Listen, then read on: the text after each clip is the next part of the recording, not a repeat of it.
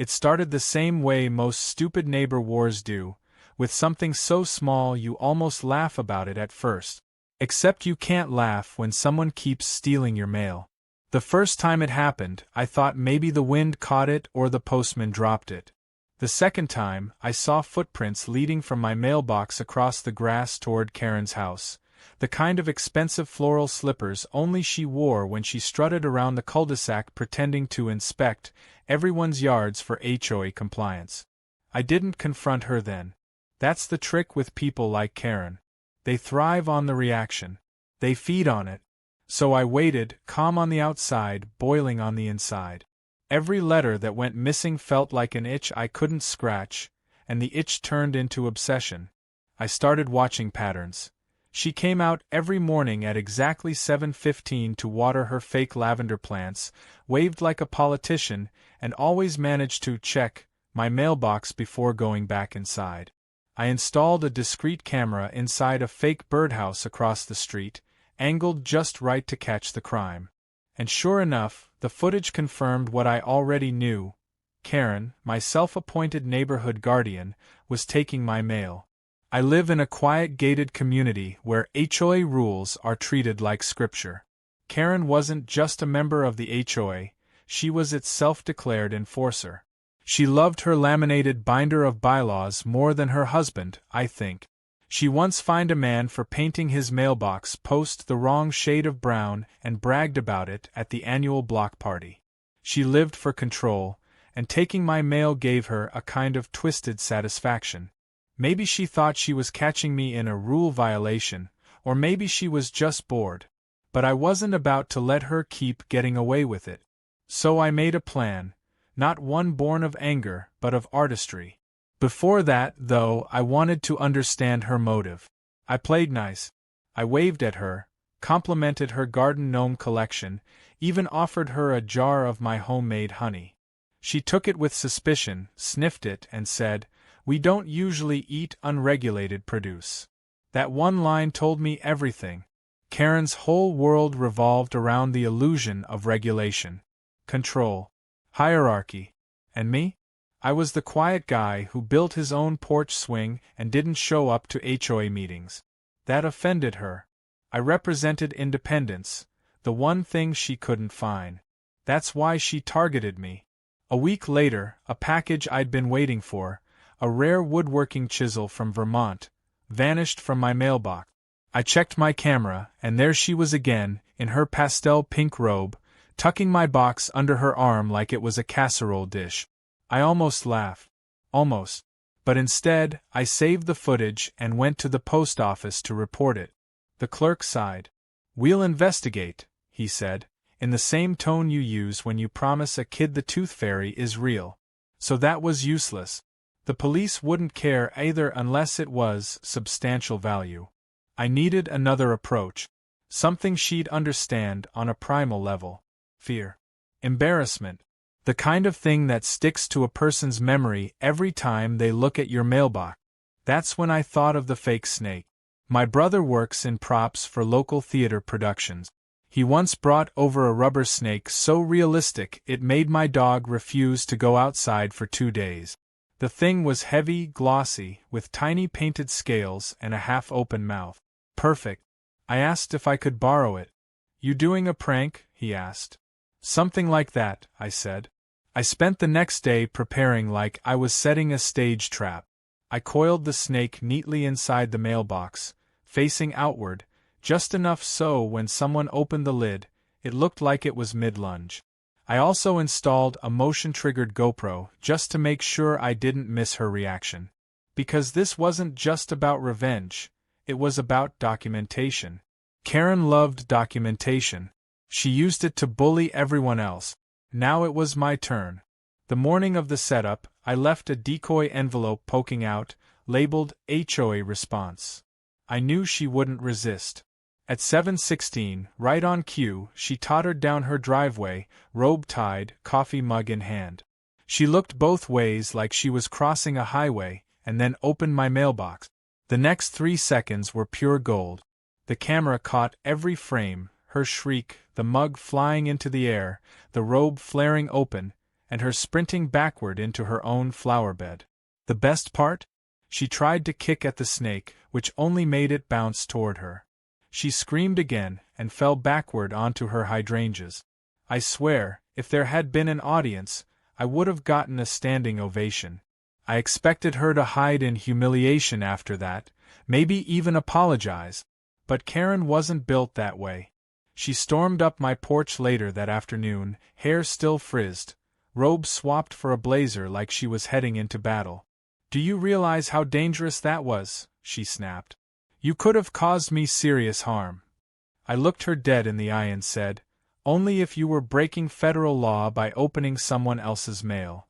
Her mouth opened and closed like a fish. "I was checking for HOA violations," she said. "Mailboxes are regulated property." I almost admired her audacity. Almost. "Pretty sure the USPS disagrees," I replied, calm as a lake.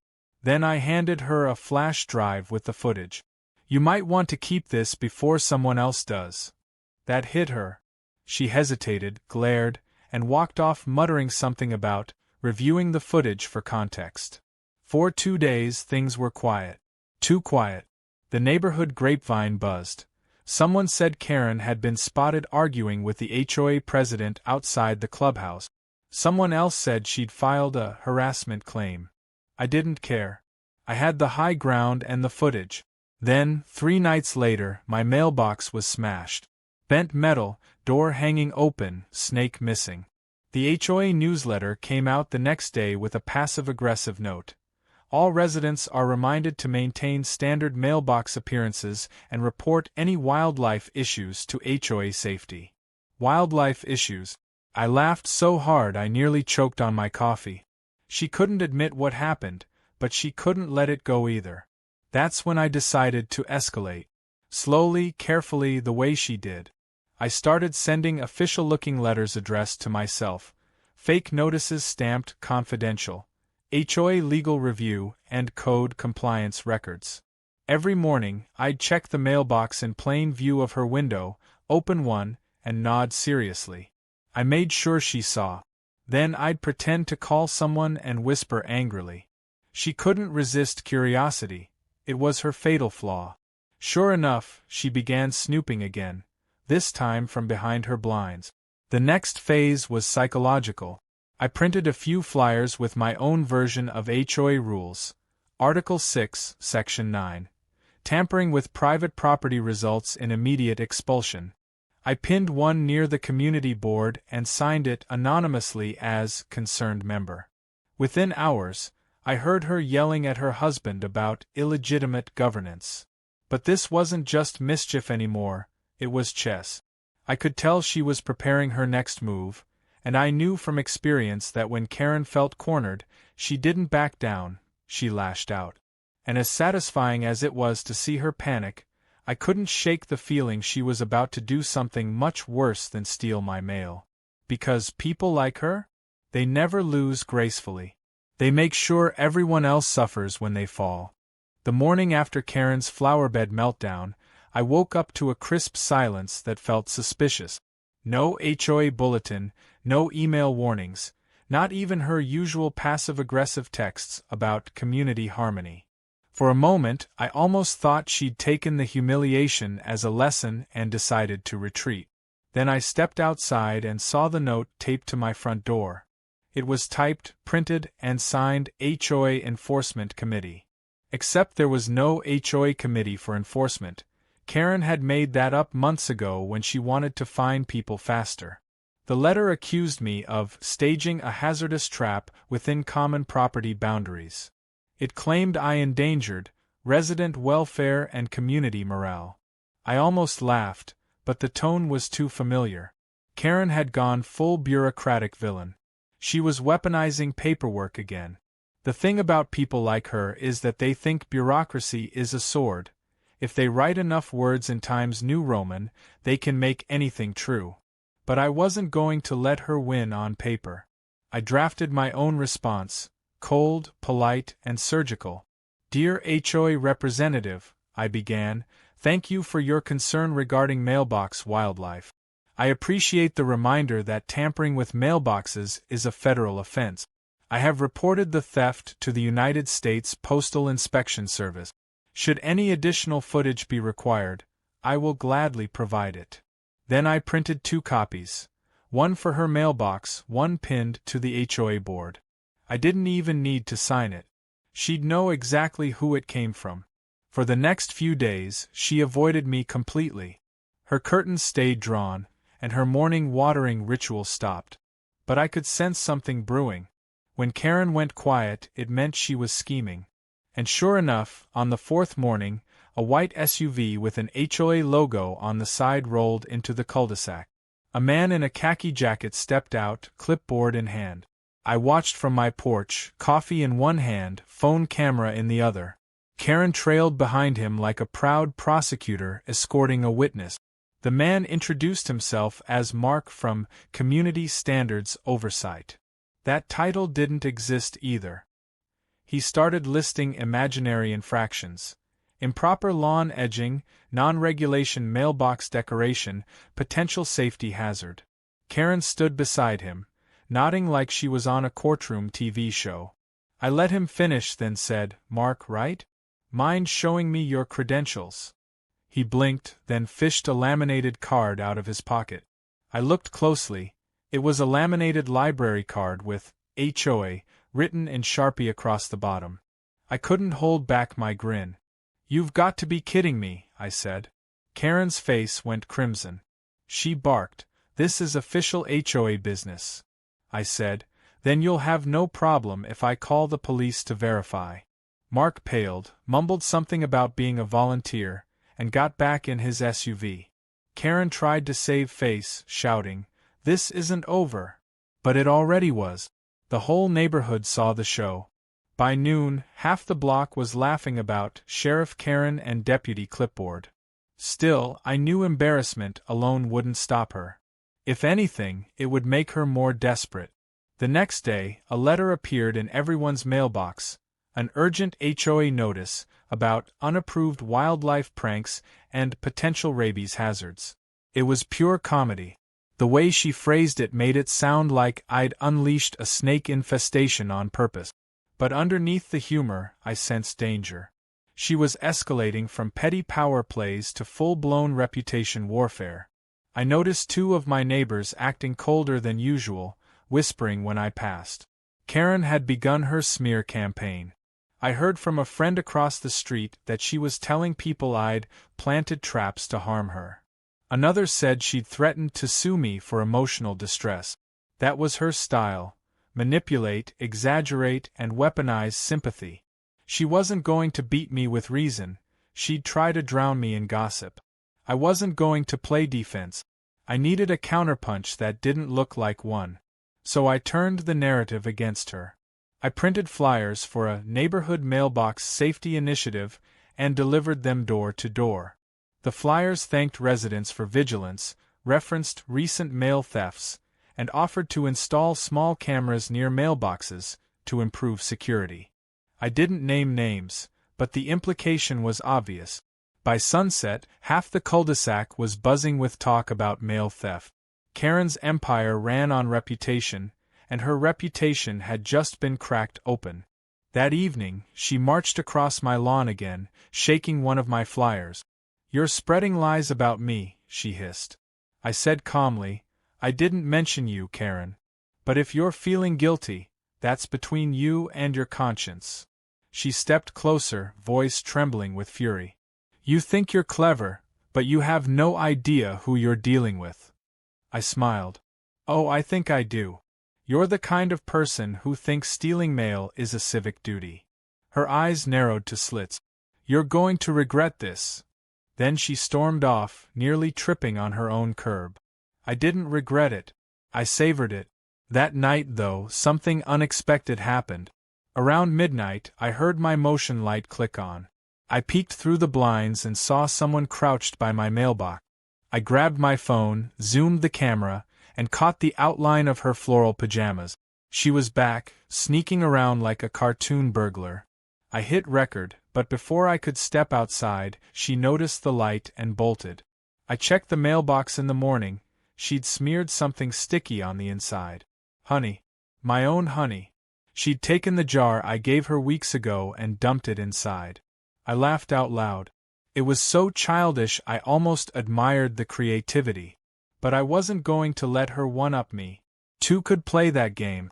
I cleaned it out, added a fresh coat of wax polish, and replaced the fake snake with something even better. A small Bluetooth speaker wired to play a rattling hiss whenever the lid opened. It was subtle, quick, and terrifying. And just like before, I left a decoy envelope waiting.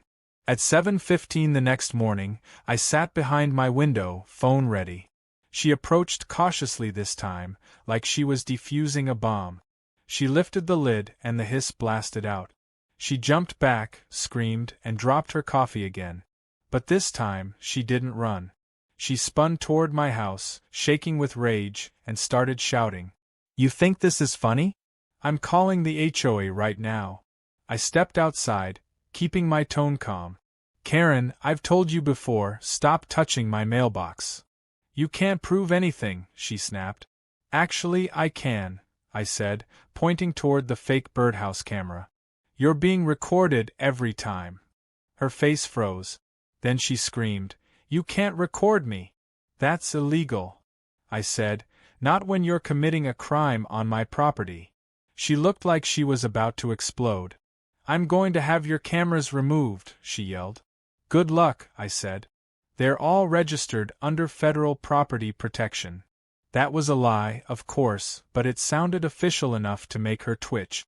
She stomped away, muttering something about getting a legal order. I watched her go, feeling both triumphant and uneasy. Because while I had won the skirmish, I could see the desperation growing in her like a storm cloud. She wasn't done. 2 days later, I got an envelope in my mailbox stamped HOA Legal Department. Inside was a formal-looking letter accusing me of installing unapproved surveillance devices. It demanded immediate removal or I'd face a $500 fine. But the kicker? The letterhead had a typo. Homeowner's assignation. She'd spelled it wrong. Classic Karen. I decided to frame it instead of responding. But that night, I noticed something worse. My security footage was missing. Every clip from the last 2 days, gone. I checked the SD card. It had been wiped clean. The only footage left was from the night before the letter arrived, when a shadowy figure, short, robe-like silhouette, was fiddling near the birdhouse. She'd done it. She'd crossed the line from harassment to sabotage. And this time, I wasn't laughing. I went to the HOA president's house the next morning, a quiet retired man named Robert who spent most of his time golfing. He looked exhausted as soon as I mentioned Karen's name. "She's been filing complaints against half the neighborhood," he sighed. "But she's technically not breaking any HOA rules by existing." I handed him the fake legal letter. "Maybe this is." He read it, blinked, and said, "That's not from us." Then he rubbed his temples. "I'll talk to her."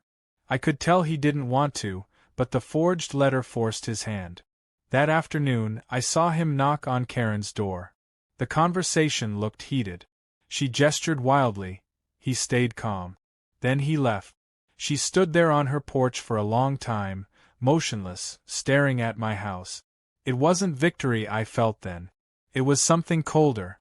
Because I realized she wasn't embarrassed or defeated, she was plotting her comeback.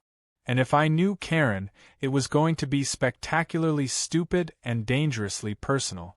2 mornings passed without any sign of Karen, and that was almost worse than her yelling. Her silence was never peace, it was plotting. I knew that by now. The cul-de-sac had gone still, and the gossip line seemed to pause too, like everyone sensed an incoming storm. On the 3rd morning, I noticed something off. My mailbox flag was up, even though I hadn't sent any mail. Inside was a single envelope, no return address, but my name printed neatly in block letters. The handwriting was shaky, deliberate, and unmistakably Karen's. Inside was a note that said, "Enjoy your privacy while you can." No signature. No explanation. Just that one sentence. I almost laughed. Almost. But something about the phrasing, the cold precision of it, felt different. It wasn't her usual petty tone. It was a promise, or maybe a warning. Either way, I knew she wasn't done trying to reassert her little kingdom of control. Later that day, I noticed a new sign near the HOA bulletin board. It was laminated, of course, and titled Community Safety Update. It warned about residents engaging in unauthorized surveillance and use of mechanical and auditory deterrents creating noise disturbances. It didn't name me, but it might as well have. Karen was good at this, framing herself as the victim while turning others into villains through suggestion and fear. I took a photo of it and smiled to myself. She'd declared war through signage. Cute. But the escalation came faster than I expected. Around dusk that evening, while I was sanding a set of cabinet doors in the garage, I heard a loud metallic crash. It wasn't the normal sound of a trash can tipping, it was sharper, heavier. I stepped outside and my stomach tightened. My mailbox was lying face down on the sidewalk, post snapped clean off. A baseball bat leaned nearby. There were no footprints visible in the fading light, but there was one clue: bright pink nail polish on the bat handle, chipped at the edges. Karen's color. I took a slow breath, pulled out my phone, and snapped photos from every angle. I could have called the police, but honestly, I wanted her to dig herself deeper. She always did. The next morning, I installed a brand new metal mailbox, reinforced, bolted into concrete, designed for exactly this kind of nonsense. And this time, I added another layer, a small motion-triggered sprinkler system camouflaged near the base. It wouldn't hurt her, just drench her if she tried again. The setup was simple but elegant, a hose connection hidden under the mulch, pressure sensor tied to a battery unit, and a camera mounted in a nearby planter. By 7:15, everything was armed. Sure enough, the next morning, I caught her in action. The camera feed showed her tiptoeing across my driveway in yoga pants and a hoodie, thinking she was stealthy. She crouched down, probably planning to inspect the new mailbox for compliance, and the sprinkler burst to life, hitting her square in the face. She screamed like she'd been shot, scrambled backward, and fell into the gutter. I nearly spit out my coffee watching the replay. The best part was the look on her face when she saw me watching through the window. She realized instantly that I'd set her up again. I waved politely. She gave me a death glare and stormed back home, dripping and furious. I figured that would finally teach her something. But with Karen, humiliation didn't end the battle, it multiplied it. That afternoon, I came home to find a notice pinned to my front door, again printed under the fake HOA Enforcement Committee name. It stated that deliberate water hazards violated Section 8B of the Neighborhood Safety Rules. I didn't even bother responding this time. Instead, I printed a second letter of my own, very official-looking, from the Postal Property Integrity Task Force, warning residents against tampering with federally protected mail infrastructure. I stamped it with a red notice mark and taped it to the HOA board right above her sign. Within hours, I heard two neighbors arguing about which was real. That was the beauty of bureaucracy. You could drown a liar with more paperwork. By the end of the week, the tension had become neighborhood entertainment. Kids rode by on bikes whispering about Snake Guy, and parents peeked out windows pretending not to watch. Karen's husband, Tom, a tired accountant who always looked 2 seconds away from an apology, started avoiding eye contact entirely. One afternoon, he stopped me while taking out the trash. "Look," he said, his voice low, "I know this whole thing's gotten out of hand. Can we just de-escalate?" I almost felt sorry for him. "I tried," I said. "She keeps crossing lines." He rubbed his forehead. "She's just stressed. Ever since the HOA vote thing. That caught my attention." "What vote thing?" He froze, realizing he'd said too much. "Forget it," he muttered, retreating. But I didn't forget. That night, curiosity got the better of me. I checked the HOA website and, sure enough, there was a recent bylaw vote about leadership restructuring. Karen had been trying to get herself officially elected HOA president, but the board had rejected the motion due to procedural irregularities. Translation: she tried to rig it. The timing matched when she started targeting me again. This wasn't just about mail anymore, it was about power. She needed an enemy to rally the neighborhood around, and I was convenient. I decided to pull the rug out from under her. The next morning, I went to the HOA president, Robert, again. I showed him the smashed mailbox photos, the fake letters, the sign, and even the honey incident. This time, he didn't dismiss it. He sighed, then said, "You know, if we officially fine her for misconduct, she'll appeal and drag everyone into meetings for months." I smiled. "Then let's not fine her. Let's expose her." He frowned, but after a long pause, nodded. We hatched a quiet plan. Robert would call a special HOA safety meeting, open to all residents, to discuss recent concerns about mail security. Karen, naturally, would attend. She never missed a chance to play authority. I'd provide the footage. When the day came, the meeting started like a sitcom. Karen strutted in with her clipboard and a smug smile, ready to perform. She took the front seat, crossed her legs, and whispered to a neighbor about safety enforcement. Then Robert began. "We've had several incidents of mail theft in the neighborhood," he said evenly. "We believe it's important to share the facts." He clicked the remote and the first clip played. The snake scare, then the honey trap, then the sprinkler ambush. Gasps filled the room. Karen's face went pale. Her mouth opened, but no sound came out. The final clip showed her lifting the bat, hesitating, and then smashing my old mailbox. When the lights came back on, everyone was staring at her. She tried to recover. "That footage is edited," she sputtered. "He's harassing me." But Robert cut her off. "Karen, you filed a false legal notice under the HOA's name. That's identity fraud. You also vandalized private property. Do you have anything to say?" For once, she had nothing. She gathered her purse, muttered something about lawyers, and fled the room. The silence she left behind was thick and electric. One neighbor whispered, "I knew it." Another chuckled. I stayed quiet. Victory didn't need applause, it just needed finality. Robert turned to me and said, "We'll handle her. You've done enough." That evening, I expected retaliation. I double-checked my cameras, my sprinklers, even the locks on my gate. But nothing happened. Her house was dark, blinds drawn. Days passed, then weeks. The neighborhood calmed down. Mail started arriving again. For the first time in months, peace returned. But the thing about peace is, it's fragile when you've been living in a war zone. One evening, just as I began to relax, my doorbell rang. I opened it to find a small cardboard box sitting on the porch. No markings, no address, just my name in block letters again. My chest tightened. I picked it up carefully and opened it. Inside was the fake snake. Coiled neatly, the same one she'd thrown away after the first prank. Except this time, there was a note tied around its neck. Round 2. I froze, staring at it. Part of me wanted to laugh. It was so predictably childish. But another part of me realized what it meant. Karen wasn't defeated. She was regrouping.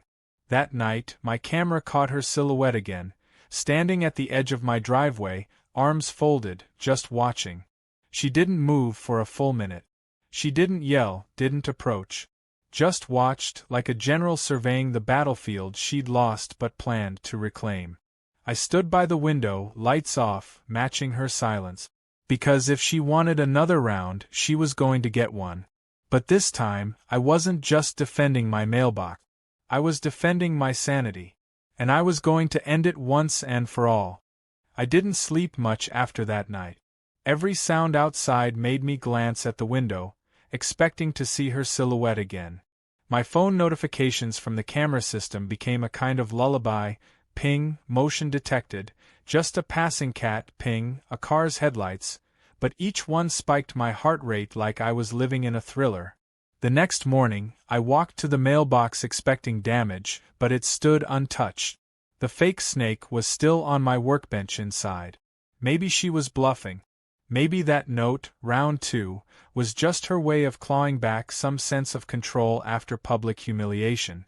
But then, around mid-morning, I noticed something stranger. A white van parked across from my driveway. No logos, tinted windows, engine off. It sat there all day. No one got in or out.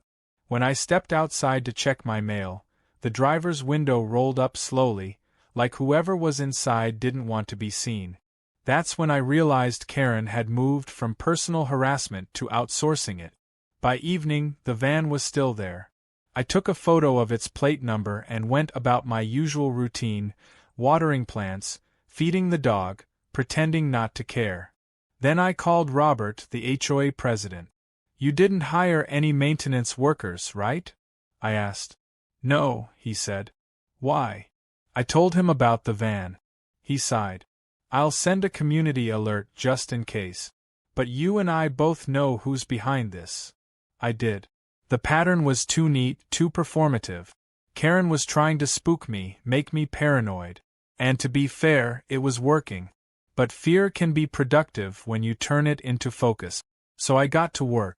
That night, I adjusted all my cameras for wide coverage, including one mounted on my neighbor's fence with their permission. I added an LED motion light near the mailbox post, the kind that floods the street like a stadium. Then I placed the fake snake back inside, this time with a little upgrade, a pressure sensor wired to trigger the sprinklers, the hiss sound, and a short recording of my voice saying, "Smile for the camera." It was petty. It was theatrical. It was perfect. At 11:47 p.m., the motion alert buzzed. The footage showed a shadow moving near the mailbox, tall, not Karen's height. A man. He was trying to pry open the lid using pliers. The moment the lid lifted, the hiss and my recorded voice went off together, followed by a soaking burst from the sprinklers. He screamed, dropped the pliers, and ran straight into the glare of my floodlight. The camera caught his face for a split second. Tom. Karen's husband. That's when I finally understood the message of round 2. She wasn't going to risk herself anymore. She'd sent him to do her dirty work. I didn't call the police that night. Instead, I printed the photo from the footage, placed it in an envelope, and slipped it into her mailbox before dawn. No note. Just the image. When she checked her mail that morning, I watched from my porch, coffee in hand. She froze, staring at the photo, then looked straight at my house. Her expression wasn't fury. It was something colder, like calculation. She turned and walked inside without a word. That afternoon, Tom knocked on my door. He looked like a man carrying a confession he didn't want to make. "She made me do it," he said flatly before I even spoke. "She said you were spying on us. Said you had hidden cameras pointed at our windows." His voice cracked. "I didn't know she meant to break anything. I thought I was, I don't know, checking." I let him talk. It wasn't his fault, not really. Karen had a way of bending people around her obsessions. "Tom," I said quietly, "you need to stop covering for her. She's going to get worse." He looked down. "You don't know her when she's angry." "Actually," I said, "I think I do." He left without another word. For a few days it went quiet again. No van, no notes, no midnight visitors. I almost started to believe it was over. Until Saturday morning, when I found a new notice taped to my front gate. This time on official HOA letterhead. Real letterhead. It was signed by Robert. My stomach sank. The notice claimed I'd violated Section 10A, unauthorized security installations visible from public roadways. A $250 fine. I called Robert immediately. "What is this?" He sounded groggy. "What are you talking about?" "You fined me," I said, "for my cameras." He paused. "I didn't sign anything like that." My heart dropped. Then someone forged it again. He cursed softly. Karen must have gotten access to the template files. "I'll handle it." But before he could, I saw a group of neighbors gathering near my driveway, reading the notice. Karen was among them, arms crossed, pretending to be concerned. "It's a shame," she said loudly enough for me to hear. He was such a nice neighbor before all this security paranoia. That was it. The gloves were off. I wasn't going to let her slither through another round of lies. So I did what she hated most, I went public. That evening, I posted everything in the neighborhood's private online group. The fake letters, the video footage, the mailbox vandalism, even the part where Tom broke under pressure. I wrote it all out calmly like a report. This isn't gossip, I ended it. It's a record. And it stops here. Within minutes, the post exploded. Dozens of comments flooded in. Some people were shocked, others amused, but most were furious at her. One neighbor wrote, "She fined me for painting my shutters 2 shades too dark. I knew she wasn't legit." Another added, "She made us take down our bird feeder. Said it was an avian hazard." Karen tried to comment too, but every response she made was buried in laughing emojis and screenshots of her past rant. For the first time, she wasn't in control of the narrative. I'd taken her weapon, public opinion, and turned it against her. The next day, she came to my door again, but there was no rage this time. Just exhaustion. She looked like someone whose reflection had finally started arguing back. "You think you've humiliated me," she said, voice brittle. "You think this makes you the hero?" I kept my tone even. "No, Karen. I think it makes me done." "You don't understand," she said quietly. "If I lose the HOA seat, I lose everything. It's not about control, it's about order. This neighborhood falls apart without someone keeping it clean." I almost pitied her then. Almost. "Karen," I said, "you're confusing order with obedience. Nobody wants to live in fear of you." For a second, her eyes softened, like she might actually hear me. Then she whispered, "You'll regret this," and walked away for what I thought was the last time. That night the van returned. But this time, it wasn't parked across the street, it was in my driveway. I grabbed my phone and stepped outside. The driver's door opened. It wasn't Tom. It wasn't anyone I recognized. A heavy-set man with a camera stepped out, followed by a woman with a microphone. They were from a local news outlet. "Sir, are you the homeowner involved in the HOA dispute?" the reporter asked. I blinked. "What?" "We received multiple statements from a local HOA official about alleged harassment, property traps, and unauthorized recordings. Do you have a comment?" I realized what had happened. Karen had gone public too, she'd taken it to the media. And somehow, she'd spun it so she looked like the victim again. The story aired that night. HOA volunteer claims harassment after mailbox prank escalates. The footage they used was all from her perspective, photos of her soaked, crying, dramatic interviews about living in fear of retaliation. My name wasn't mentioned, but everyone in the neighborhood knew who it was. My phone blew up with texts, half sympathy, half shock. Robert called me too. "I'm sorry," he said. "We didn't authorize that interview." She went rogue. "We're calling an emergency HOA vote to remove her permanently." It was the right move, but by then, the damage was done. Online strangers were arguing about me, neighbors were avoiding eye contact again, and I was back to being the villain in someone else's story. Still, I couldn't help but admire her persistence. Karen didn't just play chess, she played propaganda. But this time, I had something she didn't know about. A trump card. When the reporter showed up, my cameras caught everything.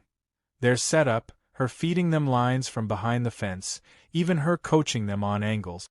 I edited the footage into a short clip, posted it anonymously in the comments of the news video, and let the internet do what it does best.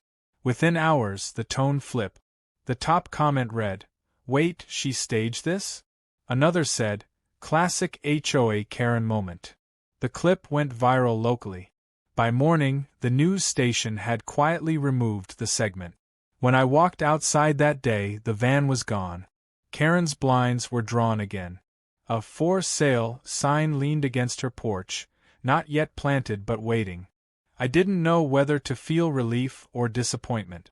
After months of chaos, the idea of her being gone felt surreal, almost hollow. But then, as I opened my mailbox to grab my morning paper, I found one last note inside. The handwriting was shaky again. "You win this one," it said. "But some of us don't quit. We relocate." I laughed, tired, amused, almost grateful. Maybe she would move, maybe not. But even if she did, somewhere else, another poor neighbor was about to meet their new HOA president. And for once, that thought didn't scare me. It just made me glad I'd learned how to fight back, with patience, proof, and just the right amount of prankster's justice. For a few blissful weeks, the neighborhood felt normal again. Kids rode their bikes in circles around the cul-de-sac, sprinklers clicked in the distance, and nobody whispered "Karen" like it was a curse word anymore. The "for sale" sign eventually went up for real in her yard, the kind with an optimistic, under contract, sticker slapped across it. I'll admit, the sight gave me a guilty pleasure. The balance of the street had shifted, like a weight lifted off its foundation. But peace is a strange thing.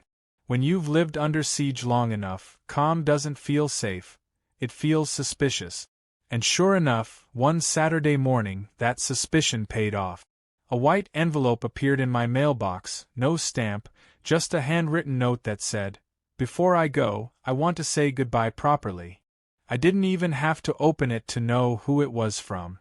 Karen's handwriting was unmistakable, angry, looping, like every letter was fighting for dominance over the paper. Inside the envelope was a single key taped to a note that read, "Come see for yourself." No address, just "you'll know where." It felt like bait, and I knew I should have ignored it. But curiosity has always been my fatal flaw. Around noon, I saw her house door ajar. The "for sale" sign was still there, but the windows were open, curtains fluttering in the wind. Against my better judgment, I crossed the street and stepped onto her porch. The door creaked when I pushed it open. The air inside smelled like bleach and cheap perfume, the kind she used to drown herself in before HOA meetings. "Karen," I called out. No answer. I half expected her to jump out with a camera, yelling something about trespassing, but instead I heard faint humming from the kitchen. When I turned the corner, she was standing there, holding a cup of tea like we were old friends catching up after a vacation. "You came," she said softly, almost surprised. Her hair was unkempt, eyes red-rimmed but steady. "I wasn't sure you would." I kept my distance. "You left a key in my mailbox. That's technically still tampering with mail, by the way." She gave a dry laugh. "Still keeping score, I see." Then she gestured toward a box on the counter. "You might want to look at that before I go." I didn't move. "What is it?" "Evidence," she said. "Of everything. The fake letters, the forged signatures, even the news clip script. I recorded it all." I blinked. "Why would you show me this?" She took a long sip of tea before answering. "Because I'm tired. And because you were right. I lost control. It started as about the mail, but really, it was about me.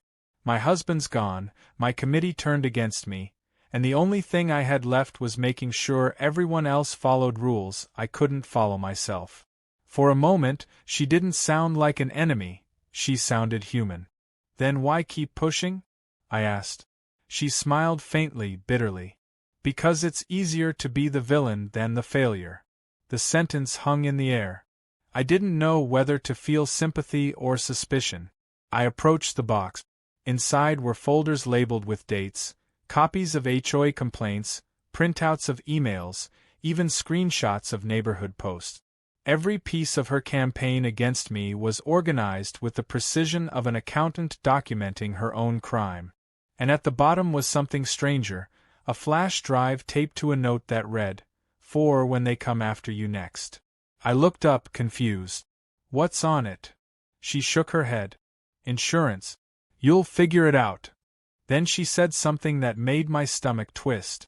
"You should leave this place too. They'll turn on you next. That's what communities do. They need a villain." I didn't respond. I just stood there, staring at the woman who had made my life miserable for months, now standing in her empty kitchen surrounded by the ghosts of her obsession. She sighed, placed her teacup in the sink, and said, "Good luck, neighbor," before walking past me toward the door. I watched her step into the sunlight and drive away without looking back.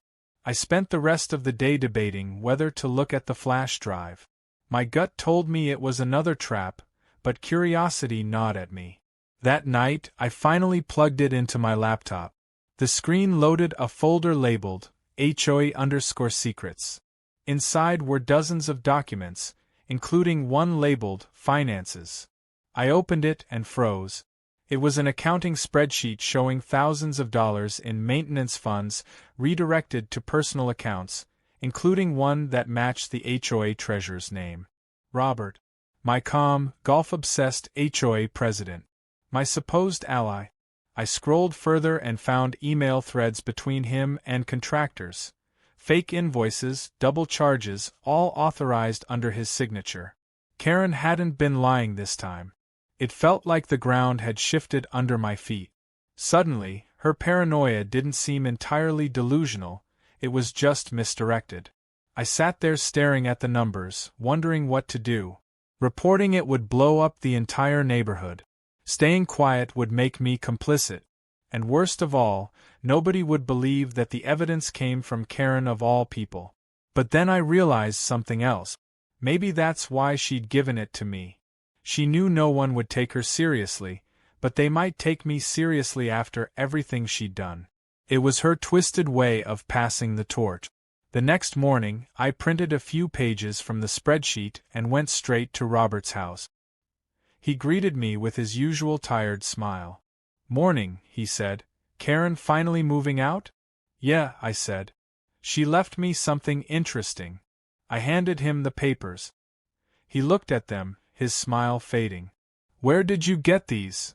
"She gave them to me." He exhaled slowly. "You know she's not stable." "Maybe not," I said, "but numbers don't hallucinate." His jaw tightened. "Listen, this is a misunderstanding. HOA finances are complicated." I folded my arms. "Then you won't mind explaining it to the authorities." He glared at me then, all the charm draining from his face. "You don't want to do that," he said quietly. "It'll make things ugly, for everyone." I left without answering. That evening, a new email arrived from the HOA address. "Urgent. Emergency board meeting tomorrow 6 p.m. I knew what it meant. They wanted to contain it before I could speak. But I wasn't walking into that meeting alone. I printed everything, emails, ledgers, screenshots, and brought them with me in a neat folder labeled Transparency. When I arrived, half the board was already there, whispering nervously. Robert sat at the head of the table, pretending calm. "Let's begin," he said. "We've had some misunderstandings lately." I laid the folder on the table. "You mean embezzlement?" His eyes flicked toward me, sharp. "Careful with your words." I opened the folder and began laying out the evidence page by page. Murmurs rippled through the room. One of the board members, a quiet woman named Denise, gasped. "Robert, these are your accounts." He stammered, "Those are doctored." I slid a printed email forward. "Then explain this one you sent to a contractor last year authorizing a $14,000 landscaping renewal that never happened." The room went silent. Denise whispered, "We should call for a vote." Robert stood up abruptly. "This meeting is adjourned," he snapped. But nobody left. The rest of the board stared at him in disgust. He realized then that the game was over. He tried to gather his papers, but I calmly added, "I've already sent copies to the county records office." He froze. "You can't." "Already did," I said. "And don't worry, I credited Karen for uncovering it. Seems fair." His expression was priceless. Shock, rage, fear, all in one tight grimace. Then he stormed out, slamming the door behind him. That night, my phone didn't stop buzzing. Word spread fast. By morning, Robert had resigned for personal reasons. The HOA announced an interim election, and the neighborhood chat exploded with messages of relief. Some people even joked that I should run for president. I didn't reply. The irony of replacing one control freak with another wasn't lost on me. I didn't want authority, I just wanted peace. But peace, again, didn't last long. 2 days later, I got an email from an unknown address. Subject line: "She told you, didn't she?" Inside was a single sentence: "You have no idea what you've started." No name, no attachments. But I knew. It wasn't Robert, it was Karen. Somehow, she'd heard about the fallout. Maybe she was watching from a distance, maybe she still had people in the neighborhood feeding her updates. The email's timestamp was from a nearby town 2 hours away. That was enough to make me realize she hadn't really disappeared. She'd just changed her battlefield. That night, I opened my front door to find a package on the porch. Same style, same neat handwriting. My name. Inside was a small ceramic figurine of a snake, glazed and polished. A note underneath read, "For protection." I stared at it for a long moment before setting it on the shelf near my front door. Because despite everything, despite the madness, the lies, the games, I couldn't help feeling like maybe, just maybe, this was her way of saying thank you. Or maybe it was another warning. With Karen, those two things were often the same. The next morning, a new email from the HOA appeared. "Congratulations on your nomination for HOA president." I laughed out loud. I hadn't agreed to anything. Denise must have put my name forward. The thought of becoming what I'd spent months mocking felt absurd. Still, as I read the email, a weird calm settled over me. Maybe the only way to stop another Karen from rising was to sit in the chair myself, just long enough to rewrite the rules, simplify the power structure, make sure no one ever weaponized mailboxes or sprinklers again. I looked over at the ceramic snake glinting in the sunlight. "Fine," I muttered. "One last game." Because if Karen had taught me anything, it was that the worst monsters in suburbia weren't born, they were elected. The day I officially became HOA president was the strangest of my life. Half the neighborhood showed up to the meeting with cupcakes and congratulations, as if I'd just been elected mayor of some tiny kingdom instead of inheriting the mess left by two tyrants. I smiled, shook hands, pretended it was an honor, but deep down, I knew it wasn't power I wanted. It was control over the chaos that had nearly consumed my peace. As I sat in the chair at the head of the long oak table, I thought about how many times I'd been on the receiving end of that authority, how it felt to have my mailbox, yard, and even my sanity policed by someone who confused rules with righteousness. Now that chair was mine, and I intended to make it mean something else entirely. The first order of business was dismantling Karen's legacy. Her bylaws were a labyrinth of petty micromanagement, 30 pages about fence colors, plant heights, and mailbox maintenance. I shredded most of them and replaced them with a one-page document that began with, "Residents are adults. Use common sense. Respect privacy." The vote passed almost unanimously. For the first time, people clapped at an HOA meeting. But while I tried to act confident, I could feel eyes on me. Some friendly, some curious, and at least one pair that felt almost familiar in its scrutiny. When the meeting ended, I lingered to pack up papers, and that's when Denise, the new treasurer, leaned in and said quietly, "You did the right thing. But you know she's still watching, right?" I stared at her. "Karen?" Denise nodded. "She sent me an email last week. Said she supports the reform movement." I almost laughed. "She called it that?" "She did," Denise said, smiling thinly. "And she asked for the meeting minutes. From the last 3 sessions." I sighed. "Of course she did." "Don't send her anything," I said. "Let her think we're too boring to spy on." Denise hesitated. "What if she actually means well this time?" I shook my head. "Karen doesn't mean well. She means control. Those are different languages." For a few weeks, things went smoothly. The neighborhood actually looked happy again. People were gardening, throwing barbecues, even using each other's driveways without passive-aggressive note. The mail came without incident. The cameras caught nothing but squirrels and Amazon deliveries. Peace, it seemed, was finally sustainable. Then, one evening in late spring, a new family moved into Karen's old house, a young couple named Nate and Lila. They introduced themselves with smiles and fresh-baked cookies, the suburban peace offering. But what caught my eye was the sticker on their moving van, managed by Karen Properties LLC. I froze for a second, smiled back, and told them to let me know if they needed help settling in.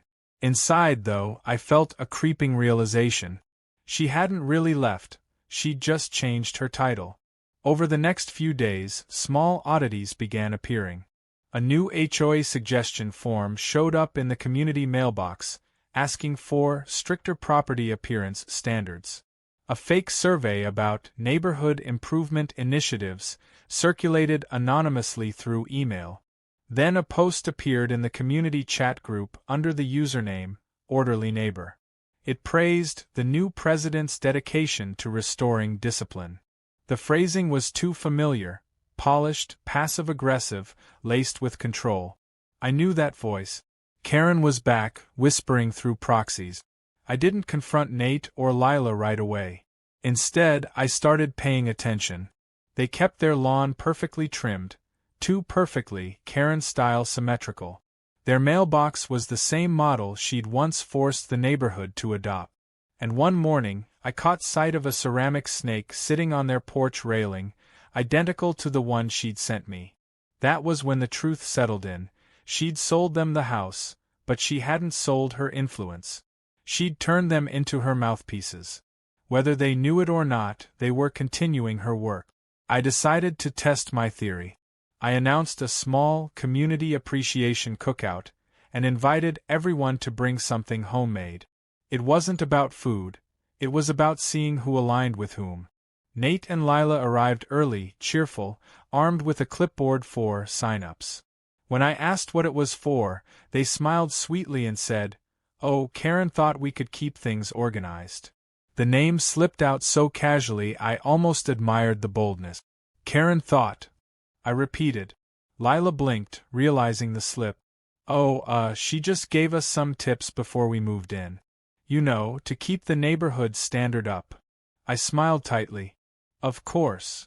Throughout the afternoon, I watched them mingle, collecting feedback from residents about HOA improvements. When I finally peeked at their clipboard, half the signatures were real, but the comments were written in Karen's unmistakable cursive. Residents desire clearer structure. Too many unmonitored cameras. Need to restore decorum at meetings. The phrasing was her manifesto in disguise. I took a photo of the sheet and slipped it back before anyone noticed. Later that evening, I printed the image and pinned it next to the HOA bulletin board with a handwritten note. Anonymous feedback should remain anonymous. Duplicating past mistakes isn't welcome here. The message was subtle but sharp. By morning, the sheet was gone, but I knew who'd taken it. 2 days later, I received a call from a blocked number. When I answered, there was silence for a few seconds, then her voice, calm and eerily composed. "You're doing better than I expected," Karen said. "I almost admire it." "Almost," I replied. "Well," she said, "I can't say I approve of your relaxed standards. The neighborhood's lost its edge." "You mean your dictatorship?" I asked. She chuckled softly. "Order and dictatorship are separated by results, dear. And from what I hear, there's already trash left out past collection day." I laughed. "You really can't help yourself, can you?" "You'll understand someday," she said. "They love you now, but wait until you make a decision they don't like. You'll see how quickly peace becomes chaos. You'll become what you hated." The line clicked dead before I could reply. Her words lingered like poison, and I hated that they made sense, because a few weeks later they came true. It started with something small. A resident named Colleen parked her camper in her driveway for 2 days, which technically wasn't against the new simplified rules. But a neighbor complained, saying it lowered property aesthetics. I told them politely that the rules didn't restrict short-term parking. The next day, 3 more neighbors emailed me similar complaints. Then a group chat formed called Community Standards Watch. The irony was painful. They wanted rules, boundaries, restrictions, the same things I'd fought to escape. I realized then that Karen hadn't created the HOA monster, She'd just learned how to ride it. It had always been there, hidden behind smiles and hedges, waiting for someone to feed it structure again. So I compromised. I drafted one new rule, just one. No extended storage of vehicles exceeding 7 feet in height. It felt harmless, practical. Everyone voted yes. But within a week, there were new complaints about yard decorations, recycling bins, and fence colors. I'd opened the door, and now they wanted more. I caught myself rewriting sentences late at night, adding clauses, clarifying conditions, exactly like Karen used to do. One evening, while updating the HOA website, I realized I'd spent 20 minutes drafting a regulation about acceptable mailbox dimensions. My own mailbox, the one this whole war had started over. I sat back, staring at the glowing screen, and whispered, "Oh no," because she'd been right. The cycle wasn't broken, it was just wearing a new face. My face. I spent the next day walking the neighborhood, trying to see it through fresh eyes. The fences, the lawns, the mailboxes, they were perfect, but empty. Nobody waved anymore. Everyone was too busy looking for what didn't fit. Even the kids seemed quieter. The air of tension that had vanished with Karen's departure was slowly creeping back, and I realized the truth. It wasn't Karen haunting this place, it was the HOA itself. The system rewarded control, and whoever sat in that chair eventually became her. That night, I wrote my resignation letter. Effective immediately, it began. A community should be built on trust, not enforcement. I slipped it under Denise's door, took one last look at the quiet street, and felt a strange mixture of relief and defeat. As I turned to head home, I noticed something glinting near my mailbox. A new note. My name written neatly. Inside was a simple message. Told you so. K. I laughed out loud, a sound halfway between exhaustion and disbelief. Then I picked up the ceramic snake from my porch, turned it over in my hands, and placed it gently inside the mailbox where it all began. For once, it wasn't bait, it was closure. The next morning, I packed up my tools, took down the cameras, and drove away from that perfect little cul-de-sac. As I looked in the rearview mirror, the row of matching mailboxes stretched behind me like a line of identical soldiers, each one a monument to rules, pride, and paranoia. I wondered if someday Karen would come back, or if someone new would rise to take her place. But either way, I knew the truth now. In neighborhoods like ours, there's always another Karen waiting, sometimes across the street, sometimes in the mirror. And as the road opened up ahead, I couldn't help but smile at the thought that maybe, just maybe, I'd finally escaped the war I'd accidentally won.